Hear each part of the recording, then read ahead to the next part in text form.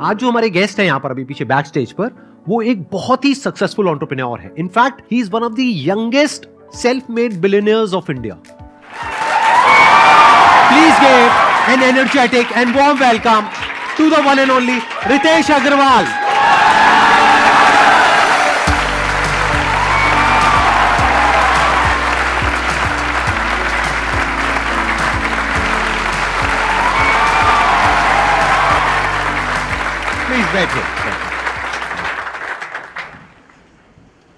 How old were you जब आपने शुरू किया था? I started at 18.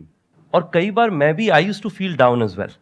तो मुझे पता है आप कई सारे और एंटरप्रेन्योर से मिलते हैं जिन लोगों ने बिजनेसेस बड़े समय से बनाए हुए हैं. बट मैं शायद आपसे पहला एंटरप्रेन्योर मिल रहा हूँ जो who has also grown up being motivated by you. So thank you so much. Good to know that. सबसे पहले तो आपसे ये समझना चाहूंगा कि आइडिया आपके माइंड में कहाँ से आया? देखिए, सबसे पहले तो मैंने कंपनी शुरुआत करी थी जब मैं जस्ट हाई स्कूल से बाहर निकला था.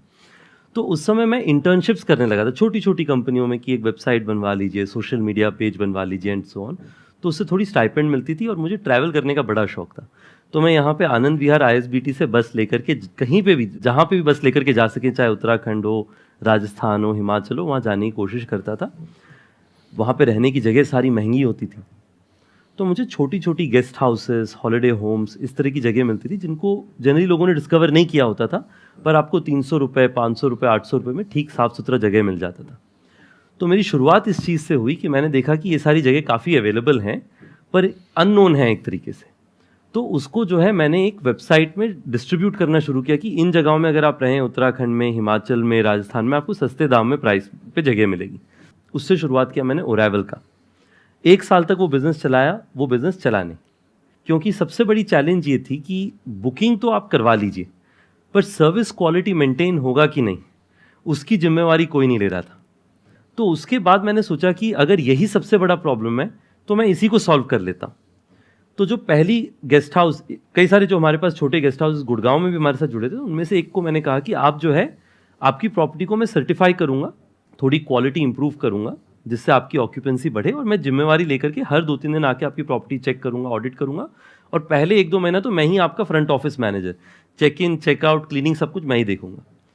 उनकी प्रॉपर्टी में टोटल ऑक्यूपेंसी 20% से कम चलती. सिर्फ शादियाँ जब होती थी साउथ सिटी 1 एरिया में गुड़गांव में, तब शादियों में उनकी प्रॉपर्टी यूज़ की जाती थी, उसके अलावा खाली रहता था. तो उन्होंने कहा कि मुझे आप पे ऐसे तो भरोसा नहीं हो रहा है, क्योंकि अगर मैं लगा हुआ हूँ इतने समय से और उसके बाद प्रॉपर्टी में ऑक्यूपेंसी नहीं आ रही, तो आपके आने पे कैसे ऑक्यूपेंसी बढ़ जाएगी.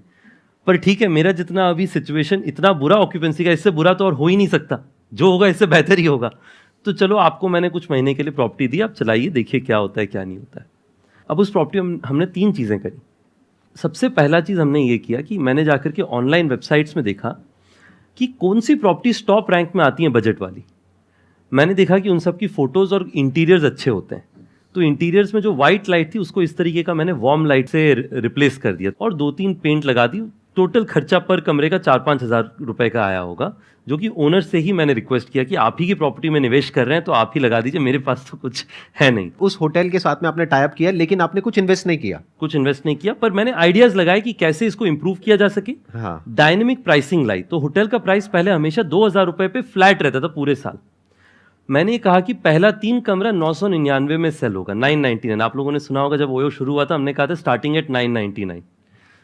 उसके बाद में पहला 3 रूम 999 पे बिक जाए, उसके बाद हर रूम पे मैं 100 से 150 रुपीज़ बढ़ा देता था प्राइस, क्योंकि एक बार वॉल्यूम बढ़ जाता. आपने इंटरनेट पे देखा होगा, बाय पॉपुलैरिटी या बाय क्वालिटी आप या फिर बाय प्राइस आप सॉर्ट कर सकते हैं होटल्स को.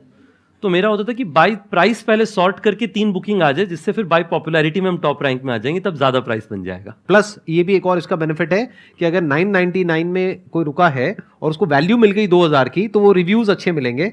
तो वो रिव्यूज में भी आप टॉप पे आने लग जाओगे, जिससे कि रिव्यूज भी मिले जल्दी से जल्दी, और उससे आपका जो रिव्यूज में आप टॉप रैंक में आने लग जाएंगे. Right.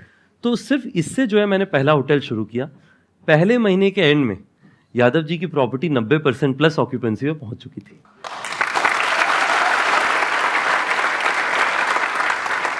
This was your first success. This was the if first we talk success. about success. First real success was this hotel getting this occupancy. और इंडिया में जो है अच्छी स्टोरी बहुत जल्दी फैलती है वर्ड ऑफ माउथ से. तो लोगों ने कहा अच्छा यादव जी की प्रॉपर्टी के बाहर बड़ी गाड़ियां लगने लगी हैं, कस्टमर्स आने लगे, कैसे आने Right. लगे? हाँ. तो लोगों ने कहा कि अब तब लोग, ओयो नई ब्रांड थी, लोग कह नहीं पाते, तो लोग कहते थे ये योयो से अटैच किया इन्होंने, हाँ, तब से इनका काम बढ़ गया understand. है। हाँ, तो लोगों ने कहा कि आप योयो से फोन करिए हाँ, और आपका होटल भर जाएगा।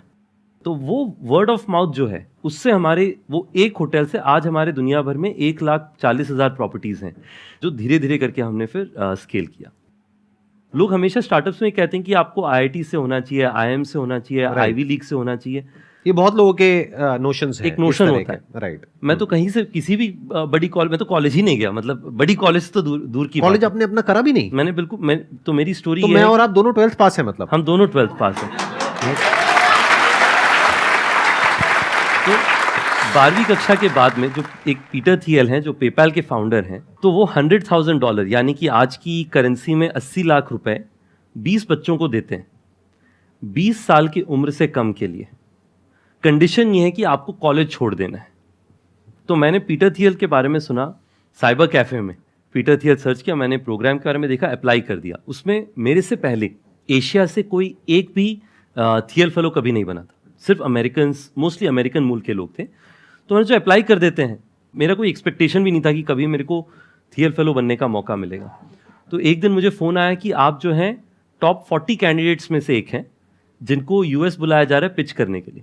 तो मेरे खुशी का कोई ठिकाना नहीं था, इसलिए नहीं क्योंकि थियल फेलो बन जाना था, मुझे तो लग रहा था उसके बाद भी नहीं होगा, क्योंकि 40 में से 20 सेलेक्ट होने थे। मेरी खुशी का इसलिए ठिकाना नहीं था कि मुझे लगा कि पहली बार यूएस जाने का मौका मिलेगा। वो भी उन्होंने स्पॉन्सर किया होगा? वो भी उनका स्पॉन्सरशिप। उसके बाद में यूएस गए और 40 बच्चों में से मुझे थियल फेलो चुना गया।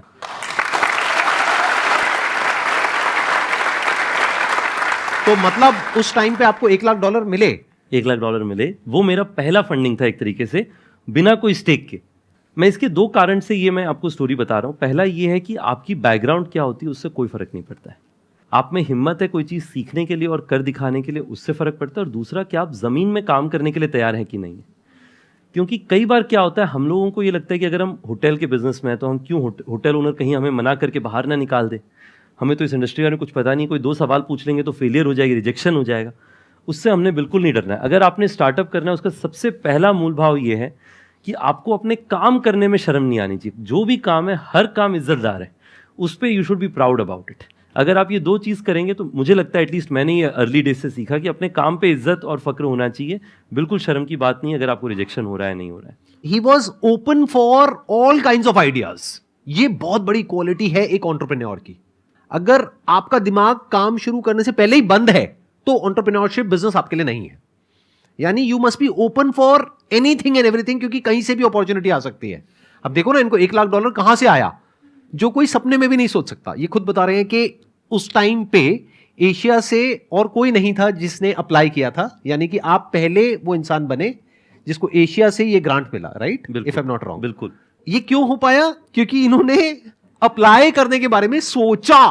क्यों सोचा? क्योंकि इनके दिमाग में था कि देखते हैं, हो सकता है हो जाए, हो सकता है ना हो, ट्राई तो करें।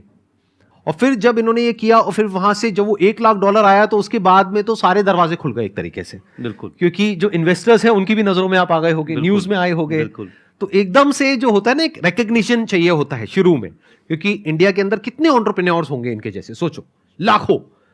लेकिन उनमें से किसको मिली वो स्कॉलरशिप, या क्या कहेंगे, ग्रांट? हाँ, किसको वो ग्रांट मिला? इनको।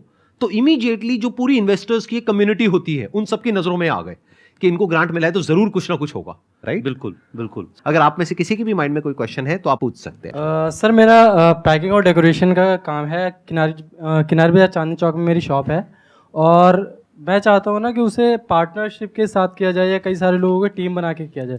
लेकिन मेरे पापा ना चाहते हैं कि तू खुद ऑनरशिप कर, मतलब कि लोगों को बस एज अ एम्प्लॉय रख और ये काम कर। तो इसमें मुझे क्या करना चाहिए?